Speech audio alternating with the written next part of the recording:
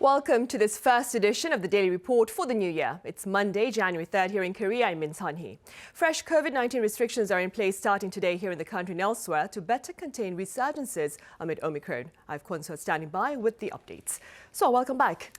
Hello, Sunny, and Happy New Year. Happy New Year, So what is the latest here on the local front? Well, the first work week of year 2022 is starting off with some positive developments, with this figure having been tallied as of 12 a.m. this Monday, 3,129. And that means we've got less than 3,000 domestic transmissions and 136 imported cases. It's the first time in more than a month that Korea is posting 3,000s for 2 straight days. And also, if you compare the figure to last Monday, it is an on-week drop by over 1,000 infections.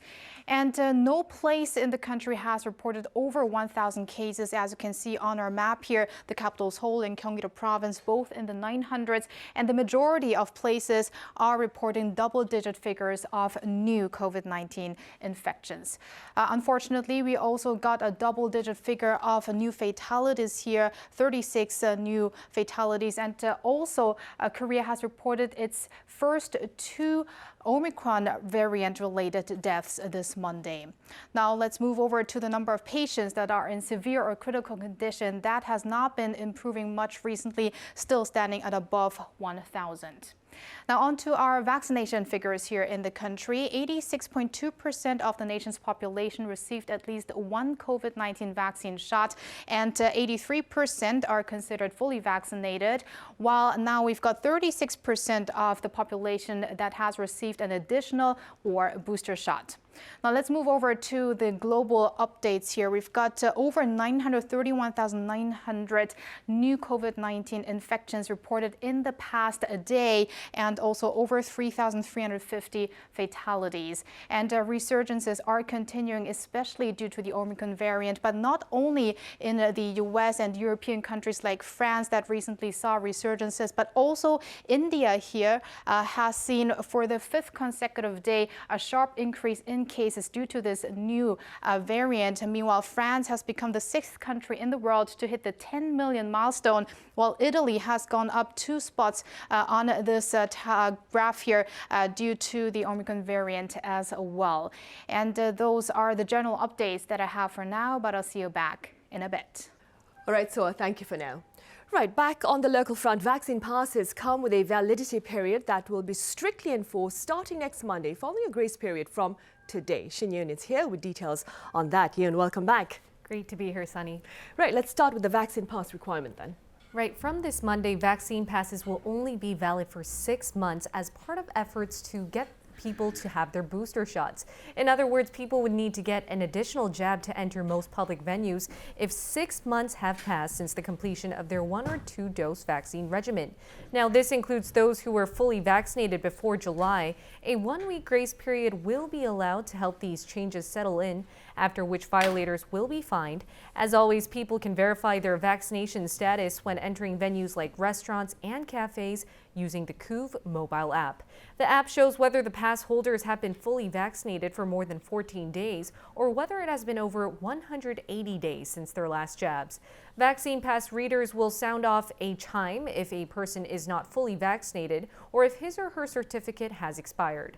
To avoid any complications, authorities have asked everyone to update their KUV app to the latest version in advance, and authorities will also expand vaccine pass requirements to department stores and large supermarkets from January 10th.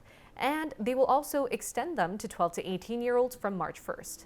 Right. Meanwhile, Yeon, also as part of containment efforts, COVID-19 prevention measures, like we mentioned last week, have been extended to mid-January, right? That is right. Tell us more. Right. So social gatherings are still limited to 4 people nationwide, while businesses, depending on their type, have to close at 9 or 10 p.m.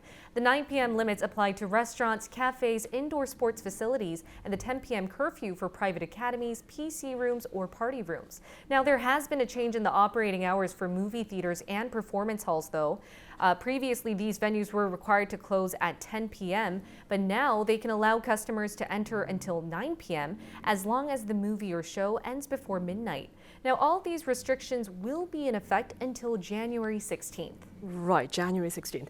And what is the latest here on the Omicron front here on the local front? Right, so today we've identified 111 new Omicron cases, bringing the country's total figure to 1,318. Now, the majority of these cases reported in the last 24 hours were imported. Most were traced back to the United States, followed by Canada and the Philippines. In just a month, Korea's total Omicron tally has surpassed 1,000, which is a transmission rate 2.5 times faster than Delta. Now, this has prompted President Moon Jae-in himself to share his personal concerns in his final New Year's address. 오미크론 변이로 인해 전 세계의 신규 확진자 수가 연일 역대 최대를 기록하고 있고 국내에서 우세종이 되는 것도 시간 문제일 것입니다. 정부는 이 고비를 넘어서는 데 총력을 기울이겠습니다. And Korea's prime minister wasn't any more optimistic regarding the matter. While he thanked the public for enduring this latest cycle of tough restrictions, he said the country still has a long way to go before we can put the pandemic behind us. Take a listen to what he had to say. We've entered year 3 of the pandemic. Vaccines and treatments had given us confidence that we found a way to return to our normal lives. But the appearance of the Omicron variant is posing another global threat. However, the recent uptick in cases may be partly due to Korea's adoption of a new PCR test kit that can detect all 5 variants of concern, including Omicron.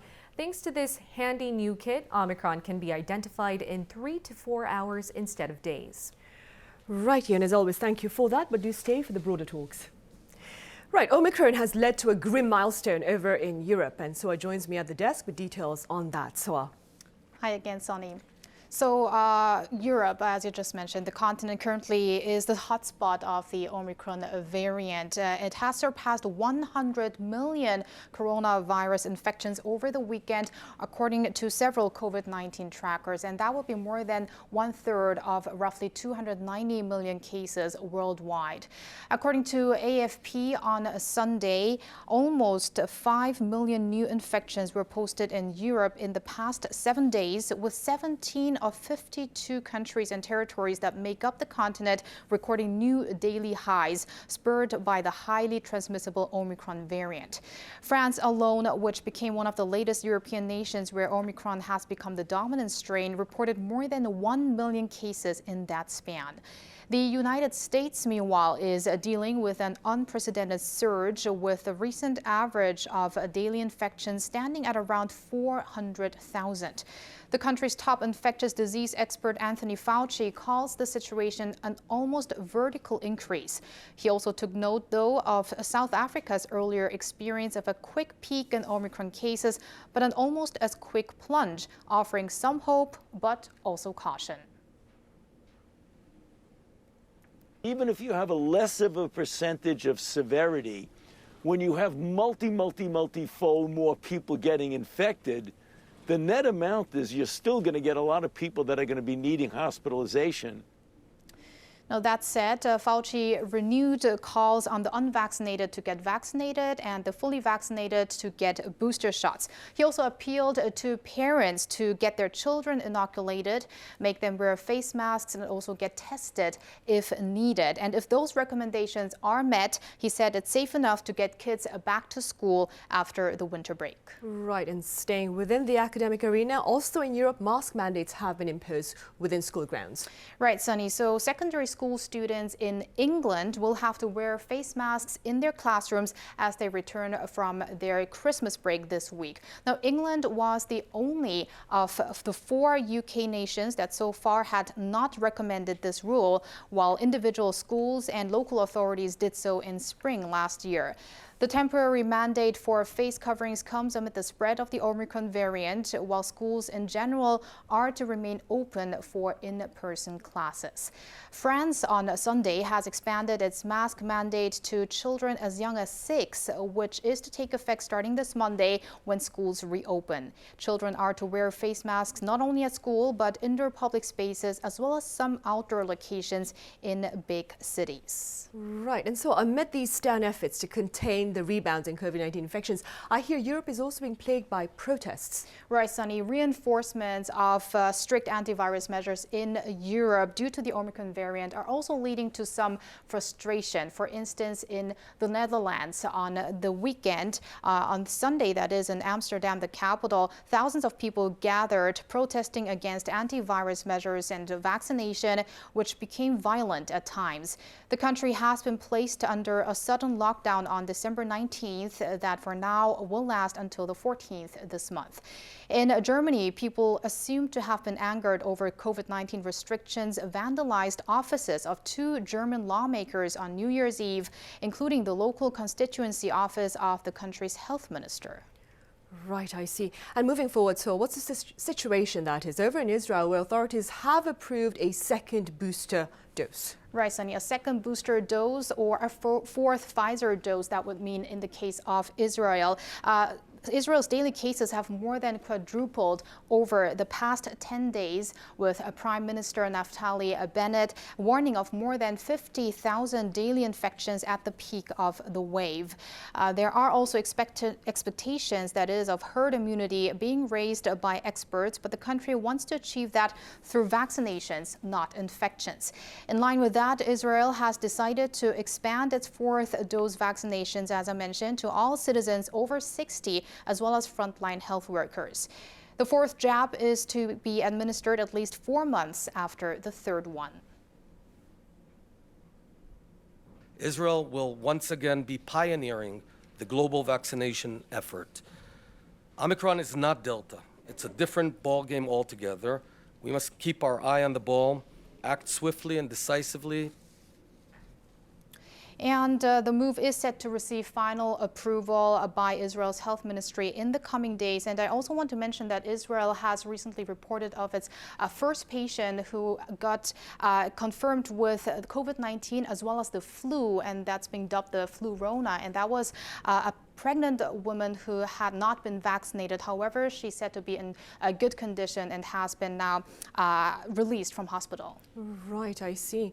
Now, we are starting a third year into the pandemic, and I suppose the million-dollar question, of course, is when will this plight end? Having said that, Yeon, what do you say? Right, so this is a question that's burning on the back of everyone's mind, including myself.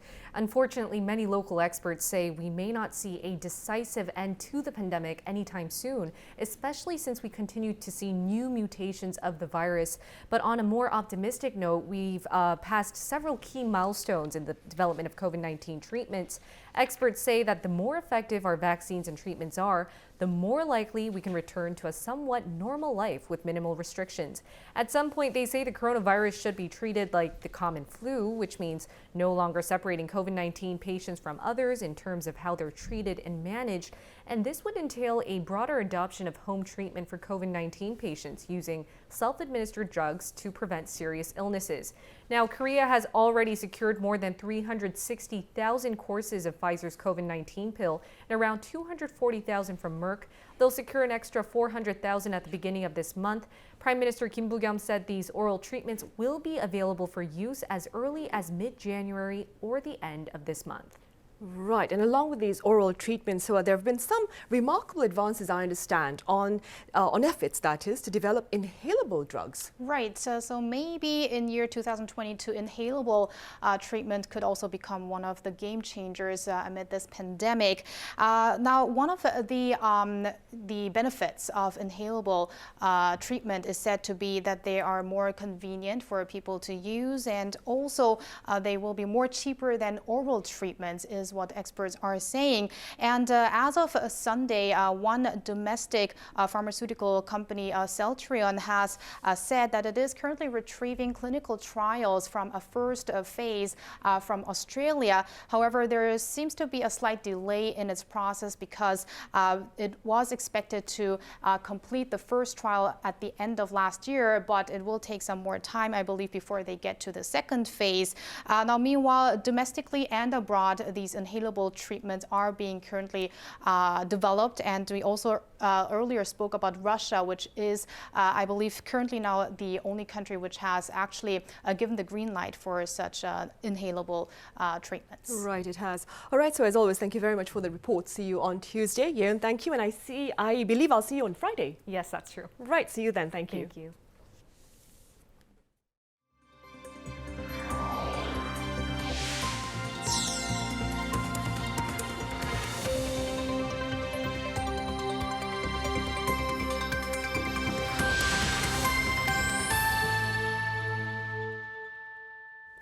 The start of the new year marks the start of a few changes here in the local front. Our Kim Bo-kyung has details on changes within traffic and computer gaming laws, as well as on the number of public holidays this year.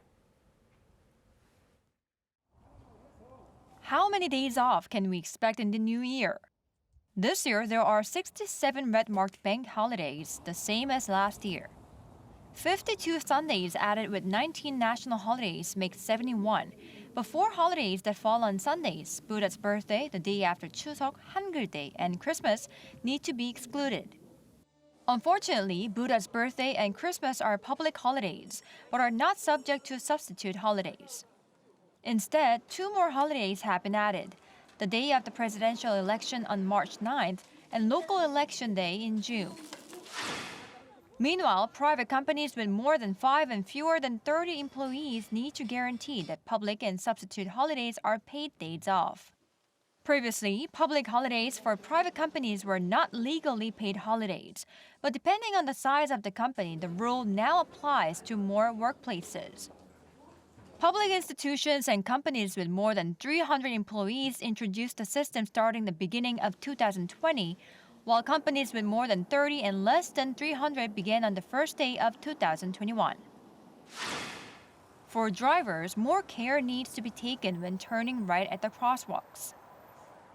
Starting in the new year, a car must stop when trying to turn right, while pedestrians are walking on the crosswalk at the intersection.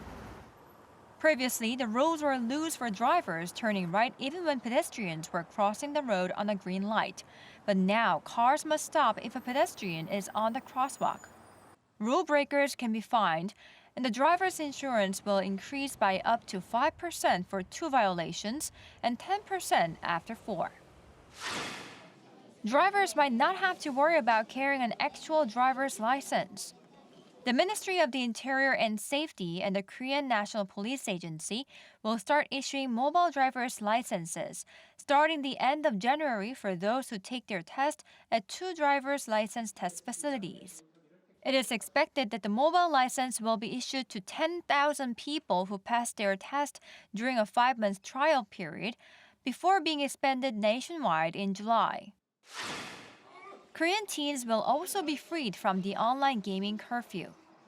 According to the Ministry of Gender Equality and Family, the gaming curfew, the so-called the shutdown law, will be officially abolished as of the first day of 2022.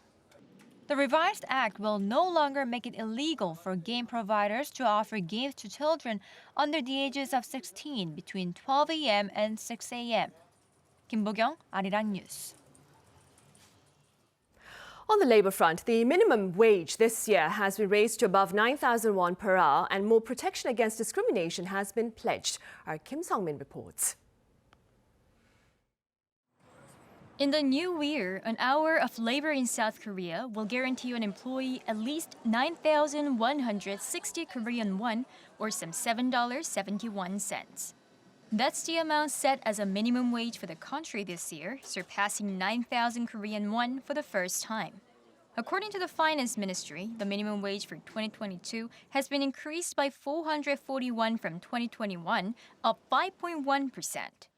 That means if you work for 40 hours a week for 4 weeks, you'll be paid at least $1,600.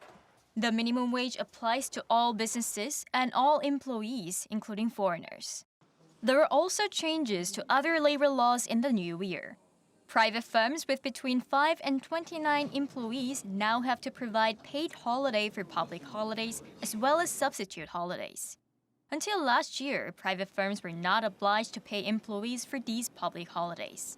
There will also be stronger protection against discrimination and sexual assault at the workplace. Once a victim reports an incident to the Labor Relations Board, an investigation will be held to determine compensation or any punishment for the perpetrator. Working parents will be paid more for their parental leave. If one or both parents takes their parental leave during the first 12 months of their child's birth, both of them will be paid 100% of their monthly income up to a maximum of around $2,500. So far, only one parent received 100% of their monthly income, while the other received only 80%. 김성민, Arirang News. Registration for those overseas who plan to partake in Korea's presidential election this March is poised to end this week. Our Kim Do-yeon has more on this voting procedure. In just 5 days, one of the first checkpoints ahead of the 2022 presidential election will be reached as overseas voting registration closes. Unlike the procedure for voters in the country, overseas voting requires registration 2 months prior to the actual election date. And the National Election Committee says currently around 159,000 have signed up, still falling short compared to the 2017 presidential election when overseas voters amounted to 222,000. COVID-19 has been affecting overseas voting heavily, as the upcoming presidential election will be the second major election during the global pandemic, following 2020's general election to vote in National Assembly members. Due to the pandemic, 87,000, which is more than half the eligible voters overseas for the last general election, couldn't vote. Director Kyung hopes that more overseas voters register this time around as the country will be voting in a new president, which always gathers more interest. In addition, registration usually picks up speed during this last few days of registration as seen in past overseas elections. This screen shows the registration status for overseas voters. As soon as a voter from overseas signs up, it's updated automatically with details such as region, gender, and sign-up method. This year, 206 voting centers are planned to open in 117 countries. That's 2 more centers than 2017's presidential election. Voters are made up of those studying temporarily overseas who won't be in the country on election day, deployed military, as well as permanent residents of other countries that still hold onto South Korean citizenship. The COVID-19 pandemic continues, but we have been preparing based on our experience from the last general election. Even if it may be hard to participate, we ask that you do to practice your precious right to vote. From Asia, with more than 10,000 permanently registered overseas voters, to Africa, which is 27, the country is trying its best to make sure the constitutional rights of these South Korean citizens are protected. Kim Do-yeon, Arirang News. In other news, the race to space is on among countries here in East Asia. Kim Yeon-seung has more on the regional ventures beyond Earth this year. South Korea, China, and Japan are all aiming for groundbreaking milestones in the space race this year. China's space station Tiangong, translated to Heavenly Palace, is scheduled to reach completion this year. China has been working on the project since the early 90s. It will be the world's only space station in operation should the International Space Station close down in 2024. Japan is also set for a first commercial launch of its H-3 rocket this year as well. Mitsubishi Heavy Industries is preparing its launch of the rocket, deemed as one of the world's finest, with communication satellite company Inmarsat as its first user. 2022 will also be a turning point for South Korea's space program. South Korea will start developing its Space Navigating System, KPS. This project is the largest in Korean space history, with more than $3 billion put into its 14-year development. The Nuri space rocket is also launching for the second and third time in 2022, once again carrying hopes of progress after its launch in 2021 had partial success. Korean Multipurpose Satellite 6, or Arirang 6, is also set for launch later in the year to replace its outdated model Arirang 5. Although South Korea has joined the space race later than two other major powers in Asia, its developments are surely gaining momentum. Kim Hyun-seung, Arirang News.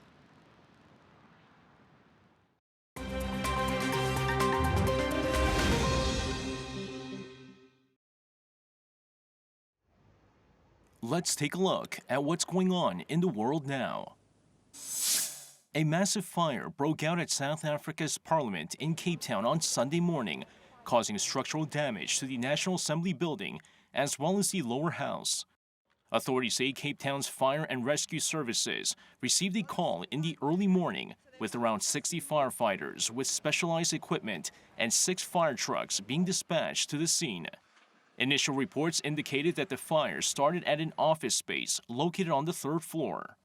According to a police spokesperson, a man has been arrested on charges of arson, breaking and entering, and theft, and will appear in court on Tuesday. The suspect is also expected to be charged under the National Key Points Act, which protects sites of strategic importance.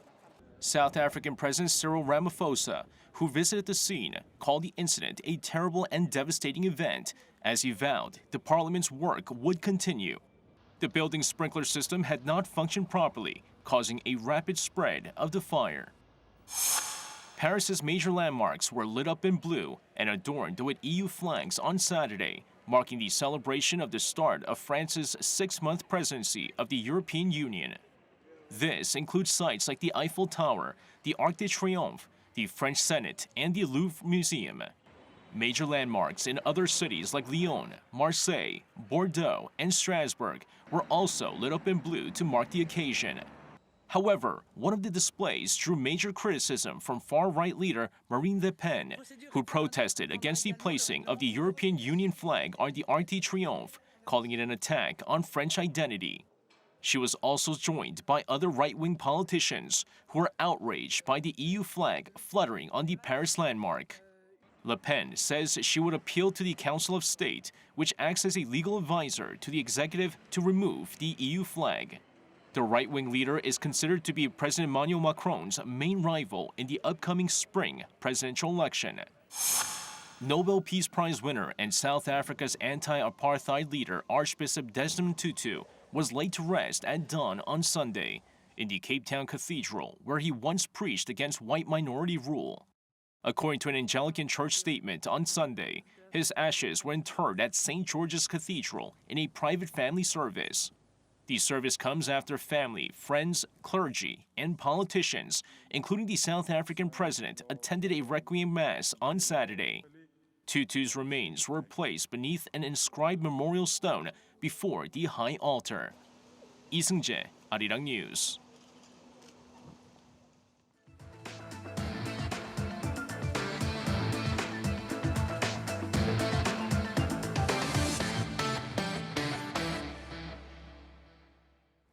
It's Monday and time for a check of the headlines on the economic front with our Ji Abby Lee at the Korea Economic Daily's Global Edition. Ji, welcome back. Hi, Sunny. So what do we have to do if we want a bright start to 2022? You tell me. I will do that. We need to have a good look at the past year so that we can prepare accordingly in the new year. And that is exactly what we will do today. Korea's initial public offering market renewed record highs in 2021 on the back of conglomerate interest in the new businesses and growth stocks in emerging tech. More than 20 million people participated in the public offering market in 2021, a whopping 11 times more than the year prior. Thanks to the surge in engagement, companies raked in a record number of 20 trillion won, or nearly $17 billion through IPOs. Returns on public offerings have been in the 50% range for 2 years in a row, helped by ample liquidity and the global stock market boom. There is yet another reason why more people began participating in IPOs, namely the adoption of the equal allocation system. Now, under the system, a company gives the same opportunities to all subscribers as long as a minimum deposit is made. That incentivizes an unlikely demographic to take interest in the market, like homemakers and students, get this, as young as elementary school kids. Oh wow, elementary school Starting kids. early, right? Right, I see. So how does this compare to previous years?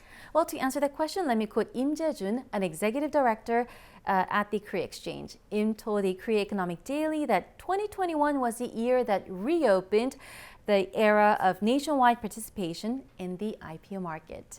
According to him, 10 trillion won used to be the barrier, but last year's IPO market has doubled that threshold. Industry insiders forecast that conglomerates' expansion into new businesses and the popularity of growth stocks among retail investors will continue to fuel the IPO market boom for decades. Many are bullish on the nearly 13 trillion won worth of LG Energy Solutions shares, with the IPO slated for mid-January. Other big kahunas preparing for an IPO this year include Hyundai Engineering, One Store, and Kakao Entertainment. According to Korea Exchange, some 20 conglomerates have requested screening in preparation to go public this year. Right. Meanwhile, Ji, I understand foreign investors have been expanding their holdings on the local bourse. Tell us more. So you're absolutely right. Foreign investors ramped up their holdings of Korean stocks by 180-folds in 30 years, expanding their influence in the local financial markets and domestic corporate management. Korean shares became global in 1992 when the government allowed foreigners to invest in the local stock market. This year marks the 30th year of their investment in Asia's fourth largest economy. Now, back in 1992, foreigners held 4 trillion won in Korean shares, almost 5% of the total market capitalization. In 2020, the holdings surged to 764 trillion won, more than 31% of the market cap, though it declined slightly last year.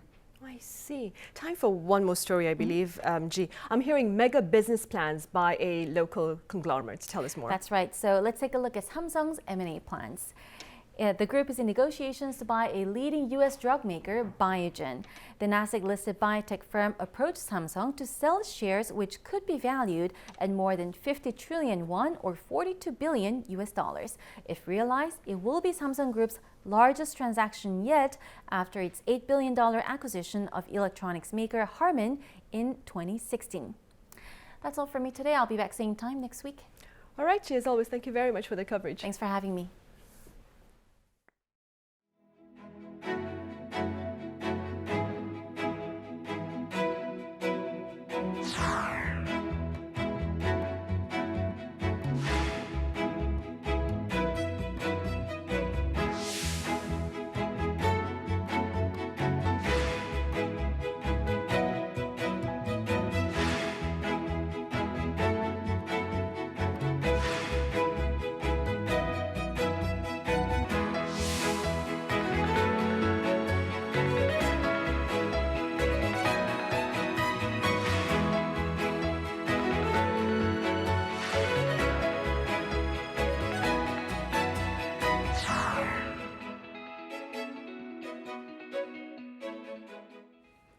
We are starting a new year amid COVID-19, and authorities are looking to strengthen their respective strategies in light of the highly transmissible Omicron. Here in the studio, I have Professor David Kwak from Suncheon University. Professor Kwak, it's good to see you again. Good afternoon, Sunny.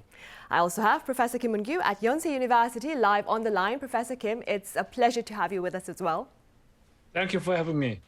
Professor Kwak, we'll start here in the studio. A critical task for medical authorities here on the local front is tackling the number of severely ill patients, which has been hovering on the 1,000 level for about 2 weeks now. What appears to be challenging efforts to this end?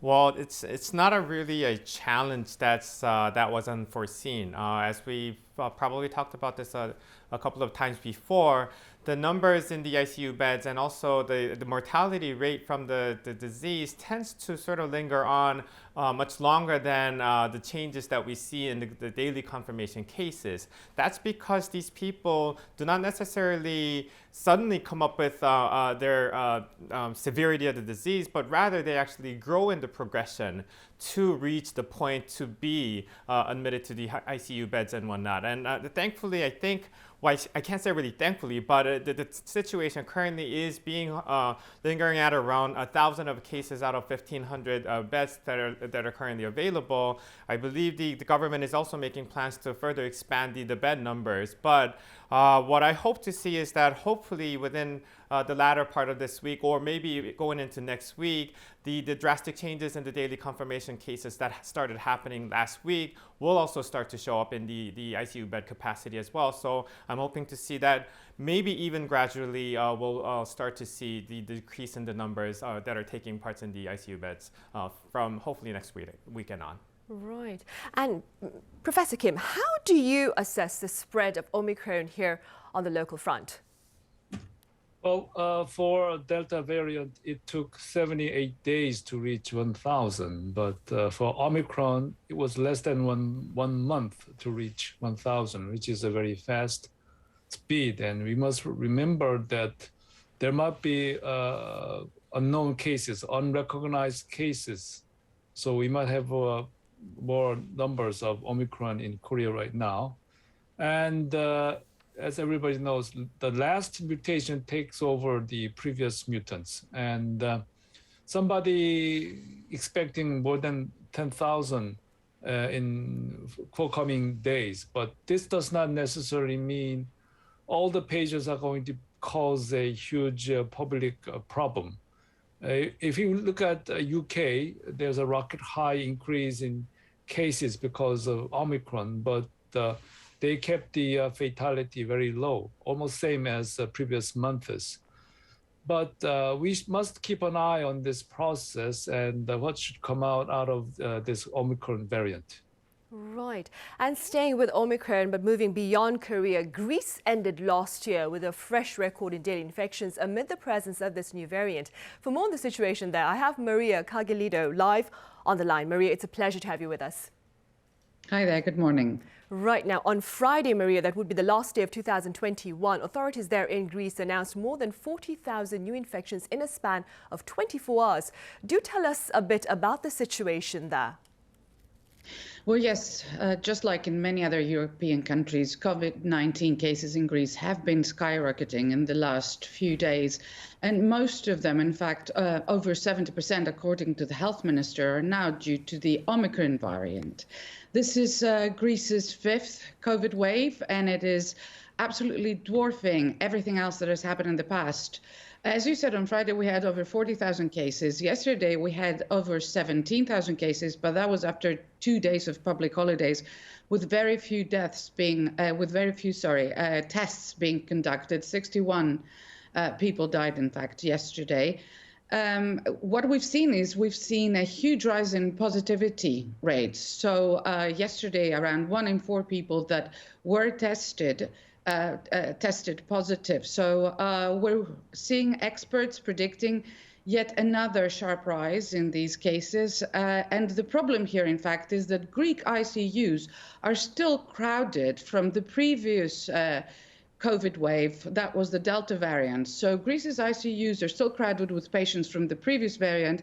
And even though Omicron seems to be milder, people here are very, very troubled about what will happen in the next few weeks. And how are authorities looking to deal with the burden on the medical staff there? Well, they've tried to tighten restrictions. In fact, even though Greece never did away with all restrictions like other European countries, for example, there was still a mask mandate here for schools, for public transport and retail, the authorities felt they had to tighten them, and they had to tighten them in 4 different times in 2 weeks. So what had to happen was they decided to reduce or to limit the validity of vaccine passes for over 60s. So they're now only valid for 7 months. They're asking vaccinated travelers to Greece to provide a negative COVID test. This was previously a requirement only for people that hadn't been vaccinated. They are also asking restaurants to shut at midnight and to not play music. And other entertainment venues also have been barred from playing music. Everybody in entertainment venues has to be sitting down, and there's a table limit of up to 6 people per table.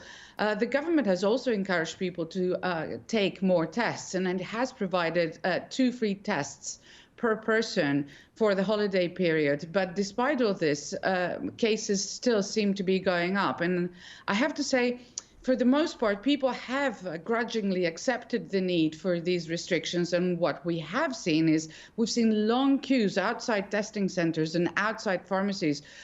We've seen thousands of people rushing to get tested to meet with family and friends, because this is the most important holiday season. This is the season to be merry and to meet people that we've hardly seen in the last couple of years because of COVID-19. So overall, we've seen people generally accepting these measures, but everybody's dreading what's to come next. Right, and speaking about measures, Maria, I hear those aged 60 and above may face a monthly fine if they fail to receive a first dose of the COVID-19 vaccine by mid-January. Could you explain the background behind this stern measure?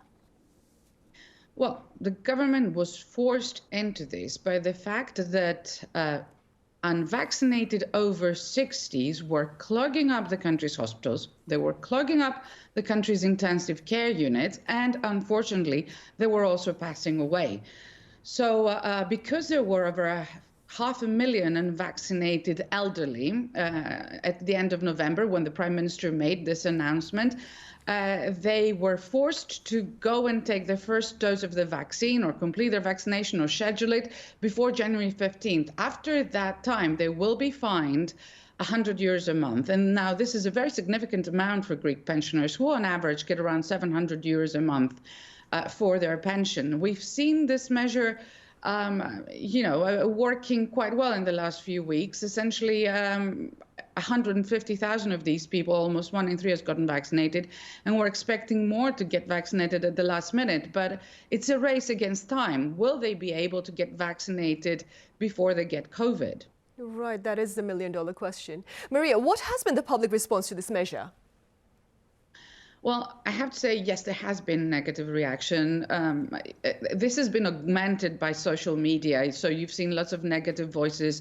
People have been organizing against this, saying it violates their constitutional rights and so on. But I have to say that this is a small minority. In fact, the vast majority is in agreement. Over 7 in 10 Greeks are now vaccinated. That's adults, and around 7 in 10 of the general population are vaccinated. So I think people are seeing the sense in this, and I think people are also keen to see that the health system is not under pressure. I mean, I personally know 2 people had very serious operations postponed last month because the intensive care units were full. So I think generally there is this understanding that this measure is working. And what's more, the government announced yesterday that it's thinking of extending it to other groups. So the health minister said that within the next few weeks, we're going to see other groups being forced to get vaccinated in an effort to combat COVID-19 in the next few months, because experts are expecting this huge rise in cases due to Omicron. I see. All right, Maria, thank you very much for making the time to join us live at this hour with your thoughts. Thank you. Right, well, back here in the studio then, Professor Kwok, here in Korea now, vaccine pass requirements have been expanded to include supermarkets and department stores. Some are saying this move hinders the unvaccinated from securing essential supplies. What are your thoughts? Well, let me begin by stating my own personal statement on here. I'm a person who is strongly against any kind of mandates on any issues. If a certain party is to mandate the other party, then they should also be liable for anything that happens who are mandated to go through the process. So let me just lay that out in first so that I can make the other statements here. But I think vaccines, as everybody knows in the country, is currently clearly necessary. There are clear distinctions, clinically speaking, in those who haven't been vaccinated against those who have been vaccinated, let alone who were given booster shots. There is almost no person who were given booster shots to be contained in an ICU beds currently, but there are many people in the ICU beds that are unvaccinated. So in order to sort of boost the immunity rate among population, we need to come up with a method so that people will voluntarily receive vaccines. And I think there needs to be more attractive incentives that people would care for. I'm not entirely sure if this is the right thing to say, but maybe offer them some financial coupons, maybe support them financially to those people who were given booster shots. Give them really attractive incentives so that people feel much more happy about receiving the vaccines.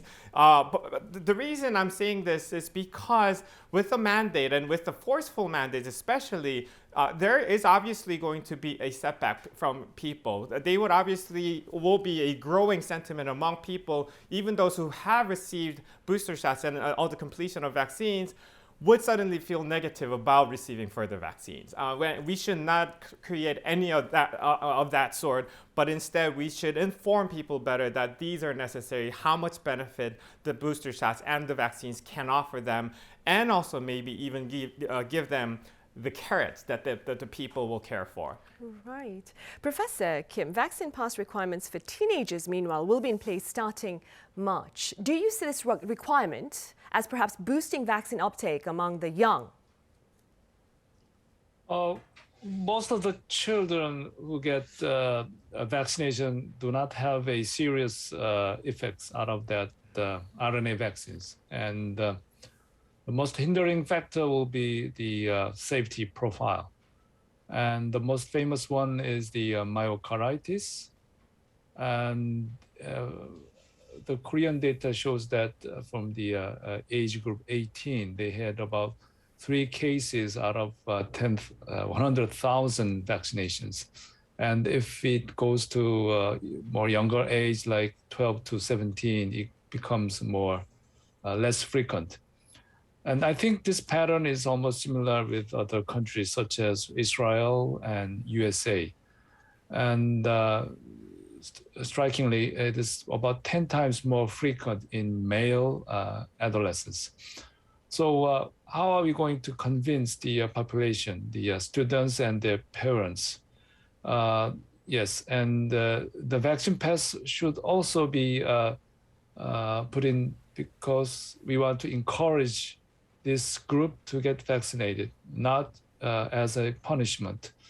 I think our government need to collect our own data and show to our Koreans, and then we will show some differences in this vaccination program.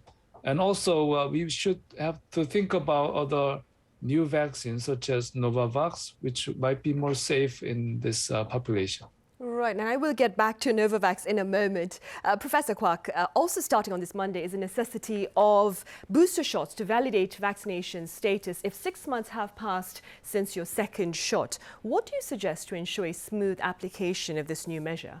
Well, I actually presume that it is going to go smoothly as opposed to the many different countries around the world, because we are luckily one of the highest digitalized country where we would be able to carry these vaccine passes on a cell phone. For those people who are not able to do that, they will even be given a paper vaccine passes that prove that they have been either vaccinated or they are free to go wherever they want to because they are immunized through either the natural immunization or even vaccine immunization. I believe the vaccine passes also apply to those people who have been naturally immunized, meaning they have been infected priorly and received booster shots afterwards. So we just have to set a certain date out of a clear scientific study how valid or for how long these passes should stay valid. I believe at the current status with the passes being available on the cell phones, I think it'll just go as smoothly. Right, we'll keep our fingers crossed for that. Professor Kim, earlier on this Monday, Prime Minister Kim Buk-yeom spoke about authorities exploring a new COVID-19 strategy to better respond to Omicron. What is your advice? I do welcome that statement because I was thinking that we need a new version of our quarantine program. I would say version 2.0, and if we compare the original Wuhan strain, now we are dealing with Omicron, which is totally different in the spreading and the severity. Every country has their own strategy, but first of all, we have to think of our own situation. The antibody positive rate of our general population might be quite different from other Western countries. And this should be the basis when we start to make our new strategies. And are we going to focus on the high-risk groups, which might turn severe cases if get infected? Or are we going to use the same strategy to decrease the total number of this pandemic? I think it's time to think about the new quarantine strategies, and it should be based on facts and scientific evidences. Right, and maybe a two-track policy then. Professor Kwok, this is something Professor Kim just mentioned. Now, Novavax's COVID-19 vaccine is expected to secure the green light within this month. What can you tell us about its safety? Well, the biggest strong point of Novavax is that the type of the vaccine that it is currently being manufactured has been utilized in conventional uses of other vaccines. We have used it for influenza vaccines. We have used for human papillomaviruses. So it's not something entirely new that like an mRNA type. So as Dr. Kim already mentioned, it may be considered more safe to use in those in the younger ages and also even in extremely old ages who we are concerned about their safety from possible side effects from the ordinary vaccines that we're currently using against COVID-19. But on top of that, they have, through their clinical trials, already showed great efficacy towards all types of variants. So it's the efficacy plus the safety that it has shown with other vaccines already, that it's going to have an advantage over other types of vaccines. Right. Professor Kim, do you see Novavax as prompting perhaps greater public vaccination then? Well, as Professor Kwok mentioned, I think Novavax is a relatively safe vaccine, and many students are afraid of these RNA vaccines. And they visit emergency room because of chest pain or respiratory difficulty many times. We showed no abnormal results. So might be because of some emotional stress. So I think Novavax could be a second choice for many people, especially the younger age group. And before we start to use Novavax, I think it must be clear that how it's going to work out against Omicron, because this new mutant is going to be the dominant strain in the near future. Right. All right, Professor Kim, as always, thank you very much for your thoughts. And Professor Kwok here in the studio, thank you very much for your insights today. Thank you. Right. Here in Korea, early efforts to contain the spread of Omicron will reportedly decide the fate of our COVID-19 strategy this year. So do seek to abide by related measures. Thank you for watching.